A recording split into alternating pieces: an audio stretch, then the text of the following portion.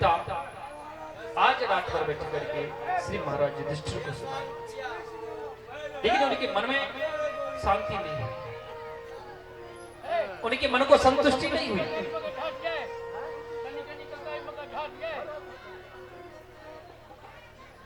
क्यों? क्या कारण? वही गीता का प्रवचन भगवान कृष्ण कुरुक्षेत्र के मैदान में अर्जुन को सुनाए और वही गीता आज युधिष्ठिर को सुनाए। दो बार सुनाए। पहली बार जब भागवत गीता का पाठ भगवान गोविंद कहे, 18 अध्याय कहे, किसने सुना? कितने लोगों ने सुना?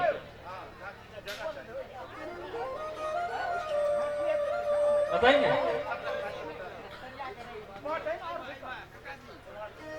छोड़िए, आधा घंटे तक कथा चलेगा, उसके बाद प्रसाद देखेंगे। सभी से प्रार्थना है कि आरती के अंत में सबसे पहले आप लोग आरती लेंगे, उसके बाद प्रसाद लेंगे, तभी घर जाएंगे। ध्यान रखना, अगर जिसने आरती नहीं ली तो उसको स्वप्न में सांप दिखाई देगा।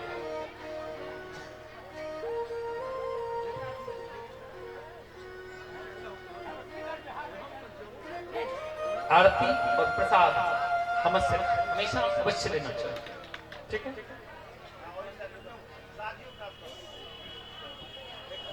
जब श्री कुरुक्षेत्र के मैदान में महाभारत प्रारंभ होने वाला है, अर्जुन भगवान श्री कृष्ण को कहें कि गोविंद मेरा रथ दोनों सेनाओं के बीच में ले चलो।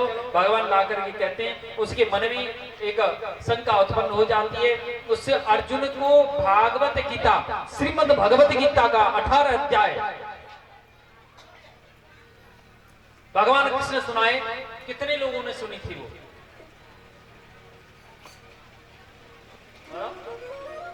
किसी को पता है? हाथ उठा के बताओ, किसी को तो अंदाजा है। क्या लोगों ने सुनी? अम्मा बताओ। 5 लोग। सबसे पहले अर्जुन, दूसरे में पितामह भीष्म, तीसरे में गुरु द्रोणाचार्य, चौथे में संजय और 5वें में राजा धृतराष्ट्र, और छठवां कोई इसको सुन नहीं पाया।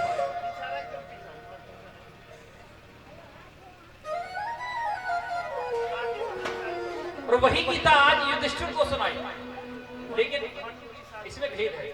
अर्जुन समझ गया, युधिष्ठिर जी नहीं समझे। कारण अर्जुन के अंदर गुरु भाव था।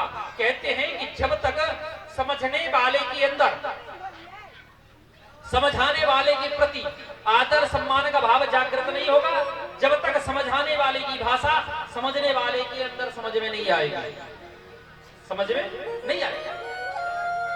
अर्जुन गुरुजी मानता था, भगवान मानता था, वो समझ गया। युधिष्ठिर जी महाराज भैया मानते, छोटा लाला मानते, मामा को लाला माने, मामा को छोरा माने, तो वो नहीं समझ पाए। प्रातः काल हुआ, 5 पांडव द्रौपदी को लेकर के भगवान गोविंद कुरुक्षेत्र के मैदान में आ गए।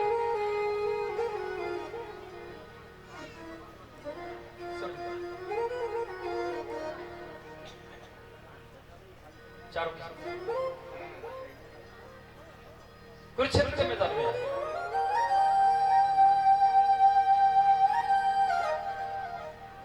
कुरुक्षेत्र के मैदान में लाकर के बीच में भगवान गोविंद हैं, दोनों तरफ 5 पांडव द्रौपदी चल रहे हैं। जाकर के चरण की तरफ खड़े हो गए और पितामह भीष्म को द्वारकाधीश प्रणाम किए। गंगा पुत्र, मैं द्वारकाधीश आपके श्री चरणों में प्रणाम करता हूं। पितामह भीष्म मंद मंद मुस्कुरा गए, बोले वारे द्वारिकानाथ, उल्टी गंगा कब से बहने लगी? प्रणाम तो मुझे आपको करना चाहिए, लेकिन गोविंद, आज मैं कृतार्थ हो गया कि आज मुझे आप दर्शन देने के लिए कैसे आ गया। आज 54वां दिन चल रहा है, मुझे बाण सैया पे लेटे हुए। आज रवि देवता उत्तरायणी आ चुके हैं। आज कैसे इस अभागे भक्त को आपने कृतार्थ कर दिया? द्वारिकाधीश से कहने लगे, गोविंद कहने लगे, हे पितामह, हे गंगा पुत्र, आपके पोता पांचों पांडव राजा बन चुके हैं।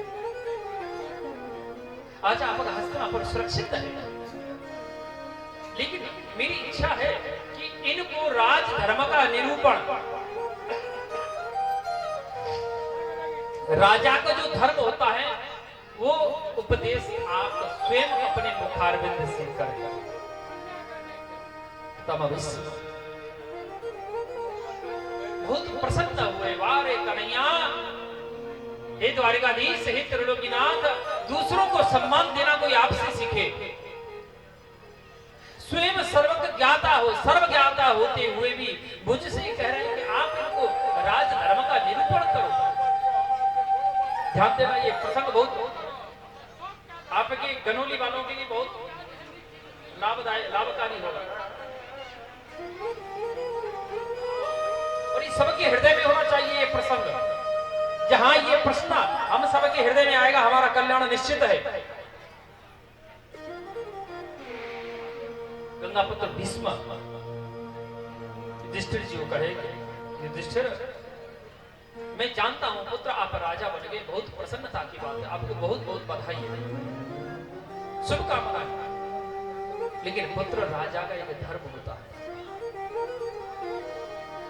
कि दान धर्माण राजधर्माण मोक्ष धर्माण विभागसः स्त्री धर्माण भगवत धर्माण समो साक्ष्य साक्ष्य समोगता।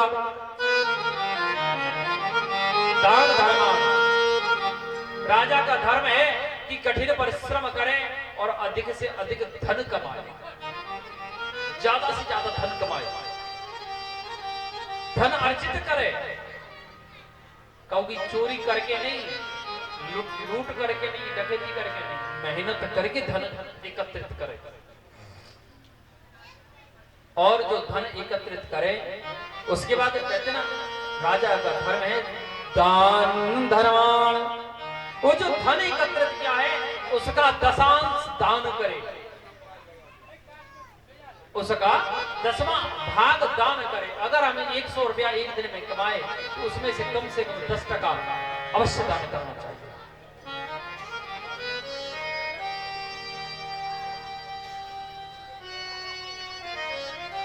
स्त्री धर्म बोले दान अवश्य करे। अगर दान नहीं करो ना, ये मत कहना कि बोले महाराज जी अपने चक्कर में दान को बार बार बोल रहा है, ये मैं नहीं कह रहा। दान की 2-3 गति होती है। अगर दान नहीं किया ना हमने समय पे, देखिए एक कुआं है, कुआं में जल खिंचता रहेगा तो ठीक है, और कुआं से जल निकलना बंद हो जाएगा ना, वो पानी सड़ जाएगा, उसमें दुर्गंध आने लगेगी। यही दान है, धन है। धन हम एकत्रित तो करेंगे, इकट्ठा करते रहेंगे, और ज्यादा जब धन हो जाएगा ना उसमें विकृति आ जाएगी, दुर्गंध आ जाएगी, फिर वो 3 जगह चला जाता है। पता है कौन सी जगह? पहला तो खाकी कोट वाला तो यहाँ नहीं बैठा है कोई, वैसे हालांकि खाकी कोट वालों की ड्यूटी लगी हुई है, टाइम नहीं उनको भोजन करने, है ना। खाकी कोट वाला होता ना पुलिस वाला, अगर जब ज्यादा धन हो जाएगा ना, हमारे पास तुलसीदास जी कहे इस बात को, अस को जन्मा जगमाहि प्रभुता पाय गाय मदनाई। इस संसार में ऐसा कोई नहीं जन्म लिया जिसको प्रभुता पाने से अहंकार ना हुआ। अगर हमारे पास धन ज्यादा आ जाएगा तो धन का हम दुरुपयोग करेंगे। दुरुपयोग अर्थात हम पुलिस से लड़ाई झगड़ा, पुलिस तक हमारी बात पहुंच जाएगी निश्चित है, क्योंकि पड़ोसी की खोपड़ी को फोड़ना निश्चित है। पड़ोसी खोपड़ी फोड़ेंगे क्यों? हमारे पास पैसा है, अहंकार। पड़ोसी एफआईआर करेगा, पुलिस वाला बुला लेगा, पुलिस वाला बुला लेगा, टेबल के नीचे से 20,000 गड्डी जाएगी। चलो वहां से अगर हमने बचा लिया तो खाकी कोट वाले से नहीं बच सकते। ये खाकी कोट वाले से अगर बच गए ना, काले कोट वाले से नहीं बच पाएंगे। काला कोट वाला जानते हैं? वकील साहब। वकील साहब के आगे तुम कितना भी करते रहना, लेकिन वो तारीख में तारीख पड़ती रहेगी। हर तारीख पे 2000 की फीस है, वो केस ही खत्म नहीं होगा कभी।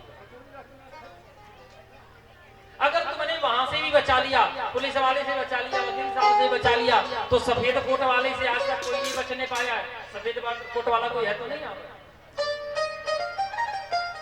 भैया, हो तो बुरा मत मानना। सफेद कोट वाला आता है ना, डीएनएस आती है जो 15-20 रुपए की हो गई है, उससे मार भी पड़ गया, नहीं 15 रुपए की थी सन 2002-3 में, अब ज्यादा 25 की हो गई होगी, 25 की वो आती है। और 10 रुपए का सिलाइन का जो पाइप आता है वो आता है। टोटल 40 रुपए के अंदर अंदर पूरा सिस्टम बन जाता है और 250 रुपए सीधे हो जाते हैं। ये 210 रुपए कमा लेता है फटाक से। अगर कोई लूहा लग जाएगा ना तो आपको मन में होगा नहीं नहीं टीटी का इंजेक्शन लगवाना चाहिए। एक टीटी का इंजेक्शन में 10 डोज बनती है, 1 ml दिया जाता है, 10 ml आता है, ठीक है। और 1 ही ml के 50 के नोट 100 के नोट सूची कर लेता है। सफेद कोट वाला उठते ही अगरबत्ती लगा देता है, महाराज सबसे ज्यादा बीमारी कोरोना सबको हो ताकि मेरा धंधा हो। अगर भैया कोई हो तो बुरा मत मानना, मैं आपको विपक्ष नहीं कर रहा हूं।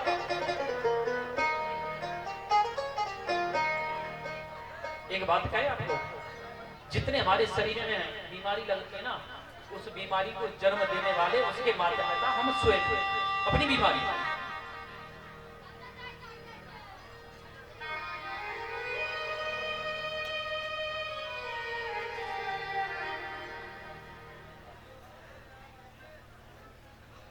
हम लोगों को अपने शरीर को ख्याल जितना दिया सरकार ने मुझको राधा,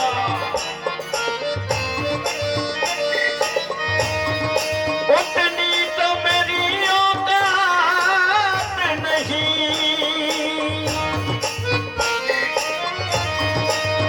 ये तो कर्म है बाके बिहारी का।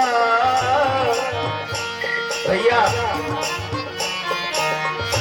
ये तो बिहारी जी का कर्म है जो हम आपके सामने आज यहाँ बैठे हैं, वरना ये तो कर्म है बाके बिहारी का, वरना मुझ में तो कोई बात नहीं, वरना मुझ में तो कोई बात नहीं। सुख भी मुझे प्यारे हैं, दुख भी मुझे प्यारे हैं, छोड़ूं मैं किसे भगवन, दोनों ही तुम्हारे।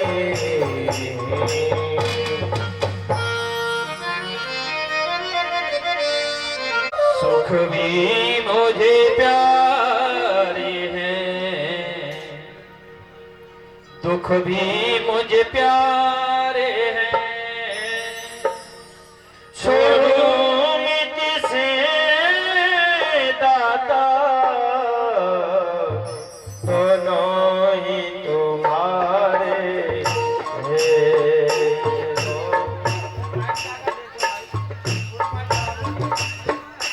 सुख भी मुझे प्यारे हैं, दुख भी मुझे प्यारे हैं, छोड़ूं मैं किसे भगवन, दोनों ही तुम्हारे हैं।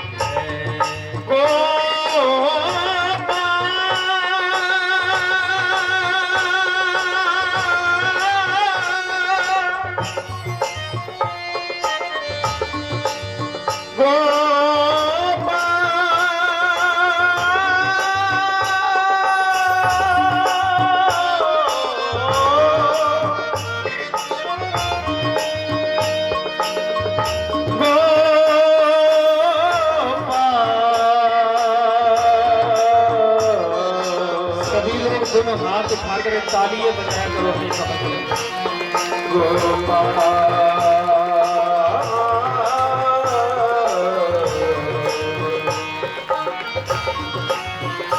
सुख भी मुझे प्यारे हैं, दुख भी मुझे प्यारे हैं,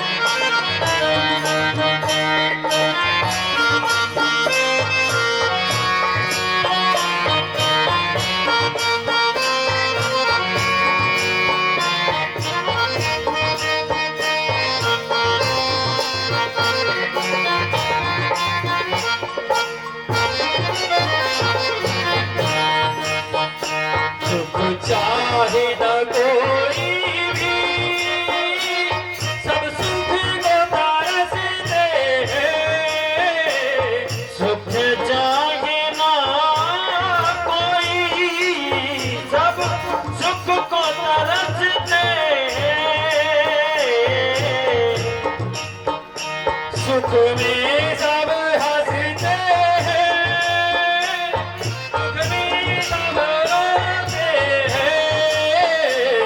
सुख में सब हंसते हैं, दुख में सब रोते हैं। दुख में सब रोते हैं, दुख में सब रोते हैं। सुख मिले जिसे उसने, सुख मिले जिसे उसने, सुख भी तो सहारे हैं। छोड़ोगे किसे भगवान, तो नारी तुम्हारी है।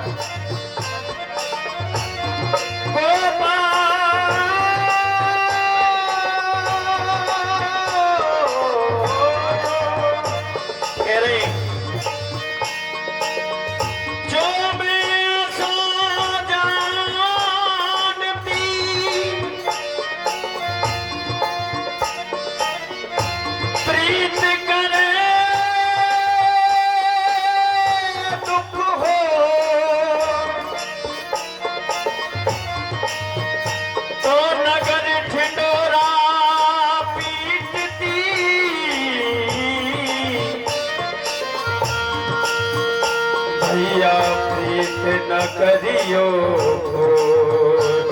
सुख भी मुझे प्यारे हैं, सुख भी मुझे प्यारे हैं।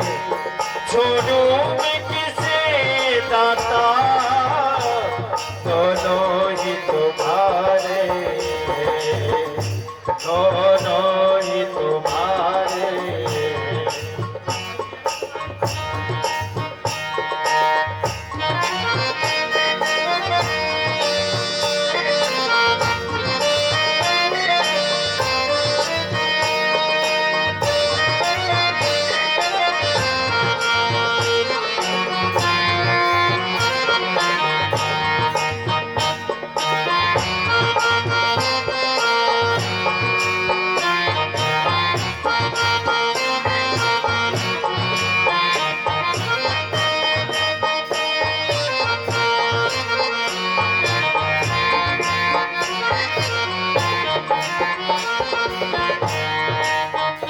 सुख में तेरा शुक्र करूं, दुख में फरियाद करूं। सुख में तेरा शुक्र करूं, दुख में फरियाद करूं। मैं तेरा शुक्र करूं, दुख में फरियाद करूं। जिस हाल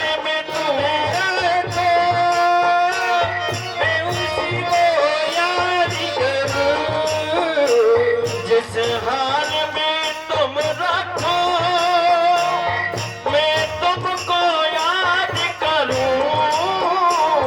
जिस हाल में रखो, मैं तुमको याद करूं। मैं तुमको याद करूं।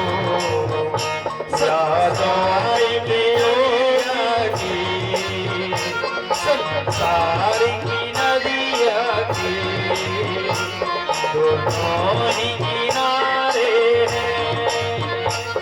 संसार की नदिया के दोनों ही किनारे हैं। छोड़ो मैं किसे दाता, दोनों ही तुम्हारे हैं, दोनों ही तुम्हारे हैं।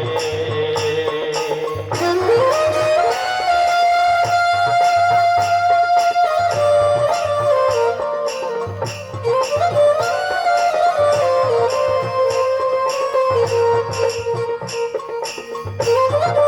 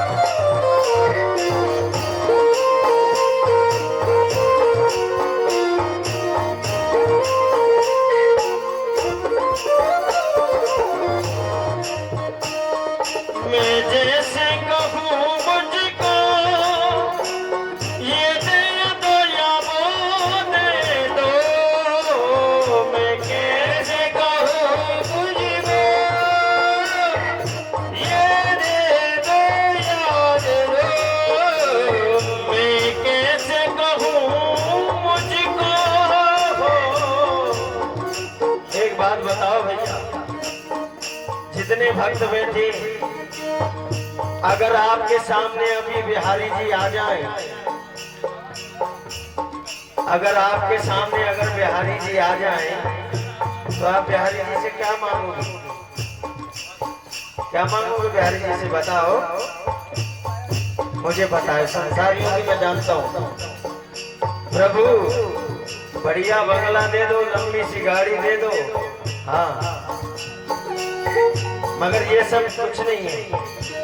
कह रहे भक्त, मैं कैसे कहूँ मुझको ये दे दो या वो दे दो, मैं कैसे कहूँ मुझको ये दे दो या वो दे दो, जो भी तेरी मर्जी है, मर्जी से हमें दे दो, जो भी तेरी मर्जी है, मर्जी से हमें दे दो, मर्जी से हमें दे दो, मैंने तेरे आगे अब, मैंने तेरे आगे अब ये हाथ पसारा है, मैंने तेरे आगे अब ये हाथ पसारे हैं, छोड़ूं मैं किसे दाता, दोनों ही तुम्हारे हैं, छोड़ूं मैं किसे भगवन, दोनों ही तुम्हारे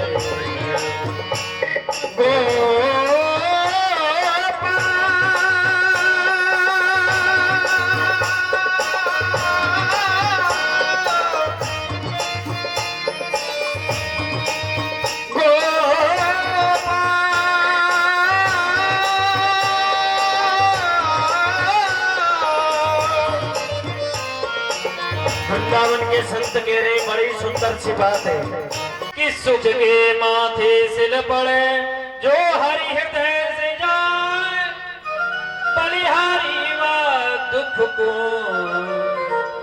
जो पल पल नाम जपा,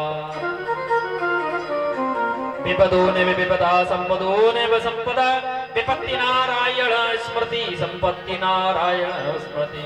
बोले विपत्ति को विपत्ति नहीं कहा जाता, संपत्ति को संपत्ति नहीं कहा जाता। जो समय हमारे हृदय से भगवान की याद निकल जाए वही विपत्ति का समय है, और जिस समय भगवान की याद हमारे हृदय में आ जाए वही संपत्ति का समय है। विपत्ति और आपत्ति में भेद है। अचानक आने वाला कष्ट आपत्ति कहलाया जाता है, और लंबे समय तक मिलने वाला दुख वो विपत्ति कहलाया जाता है। हनुमान जी तली तो कहे रामचरितमानस में, तुलसीदास वाला कि कह हनुमंत विपत्ति प्रभु सोई, जब तब सुमिरन भजन न होई,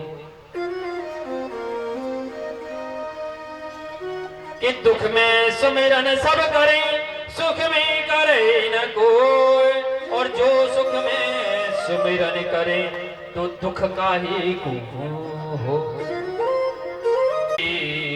जगत पतई ना तुर्भयं पश्ये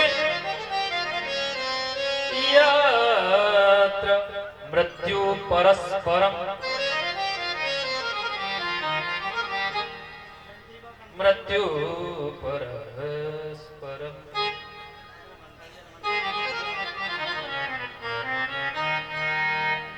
बोले गोविंद हे माधव पाए पाए महायोगिन, हे गोविंद मैं आप ही की शरण में हूँ, पाए पाए मेरी रक्षा करो। मैं मर जाऊं तो कोई बात नहीं, लेकिन मेरे गर्भ में पल रहा ये पांडु वंश का दीपक बच जाना चाहिए, इसको ये ब्रह्मास्त्र जला करके भस्म कर देगा।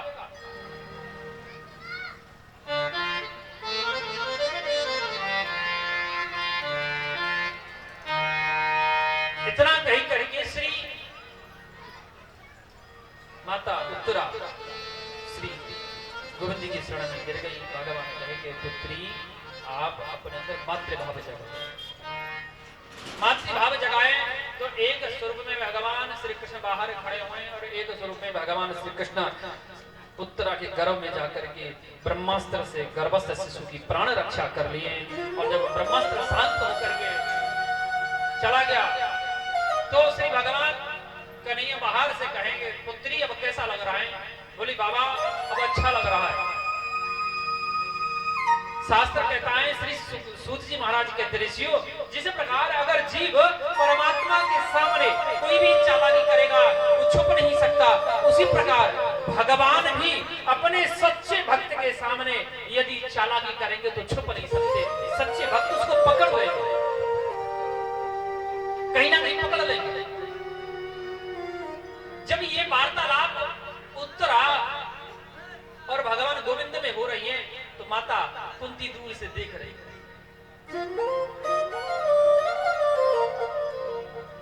दूर से देख रही है। आकर के चरण में गिर गई।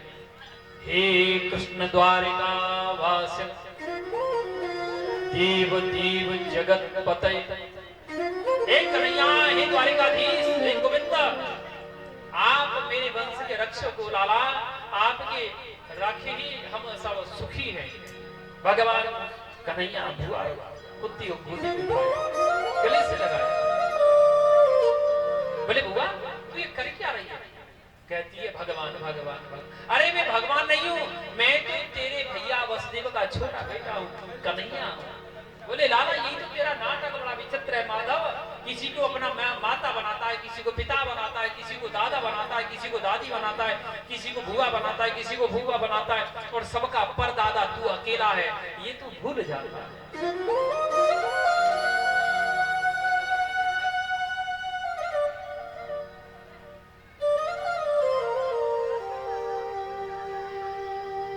अच्छा सुन, तू मुझे भगवान मानती है ना? कन्हैया कहने लगे बुआ तू मुझे भगवान मान। बोले मानती नहीं, तू है। अगर तू नहीं होता तो आज मेरा वंश सुरक्षित नहीं होता। अच्छा ऐसा करो, आप सब लोग वरदान मांग लो। अगर मैं भगवान हूं, आप मुझे भगवान मानते तो वरदान मांगो। भगवान से मांगने में कोई लज्जा शर्म नहीं होती। युधिष्ठिर, अर्जुन, भीम, नकुल, सहदेव, द्रौपदी, सुभद्रा, उत्तरा, सबने कुछ ना कुछ मांग लिया। अब नंबर आता है मैया कुंती को। मैया कुंती को जाके भगवान कहे, बोले बुआ तू कछु न मांगेगी? माता कुंती बोली लाला तेरी कृपा से सब कुछ, अगर तू नहीं होतो तो आज मेरे पुत्र पांचों पांडव महाभारत को विजय प्राप्त नहीं करते, आज मेरा संसार सुखी नहीं होता। लेकिन लाला अगर तू देना चाहे ना तो एक ही वरदान दे दे। माता कुंती ने साड़ी का पल्लू फैलाया और कहने लगी कन्हैया कि विपदो नेम विपदः संपदो नेव संपदा, विपदा संतु न सा स्वतंत्र तत्र जगत गुरु भवतो दर्शनम यस्याद पुनर्भव दर्शन। कन्हैया अगर तू देना चाहे तो लाला एक ही वरदान दे दे कि विपदो संतु न सा स्वतंत्र। कन्हैया एक विपत्ति न जावे तब तक दूसरी विपत्ति आ जाए, और दूसरी विपत्ति न जावे तब तक तीसरी विपत्ति आ जाए, यही वरदान दे दे। भगवान माता कुंती को गले से लगाए, बोले बुआ तू मांग कर रही है, मती खराब है। अरे तेने अपने जीवन को स्मरण करके देख, माता कुंती के जीवन को देखिए आप। माता कुंती ने जन्म लियो मथुरा में राजा सुरसेन के घर, इसका वास्तविक नाम है माता प्रथा। प्रथा को राजा कुंती भोज ले गए, अपना नाम दे दियो कुंती। जन्म कहां भयो, पालन पोषण कहां भयो। और जब किशोर है गई ना, युवा अवस्था में आ गई माता कुंती, तो सूर्य नारायण की कृपा से एक कर्ण नामक पुत्र को भी जन्म दे दियो। लेकिन समाज के भय से समाज के डर से माता कैसी कठोर हृदय माता है गई जो अपने संतान को भी त्याग में पड़ गए हो तो अरे वो तो तेरी तपस्या को बल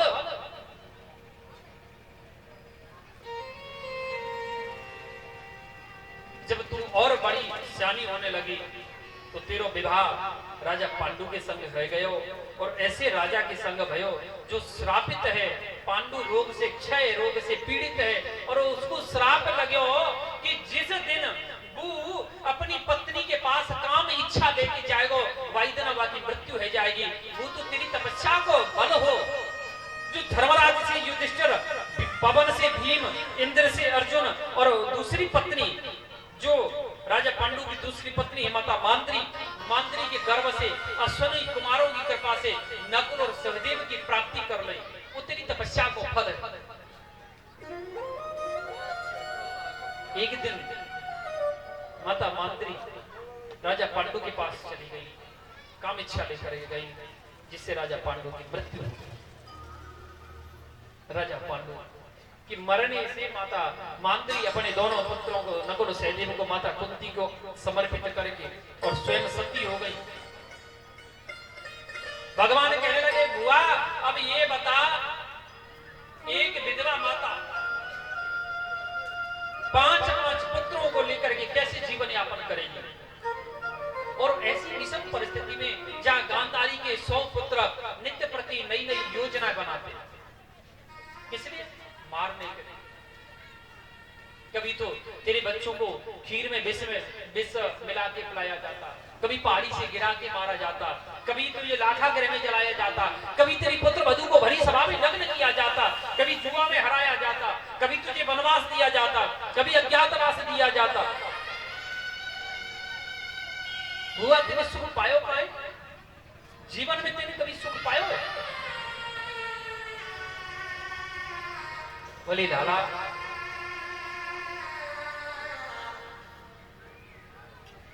सुख के माथे सिल पड़े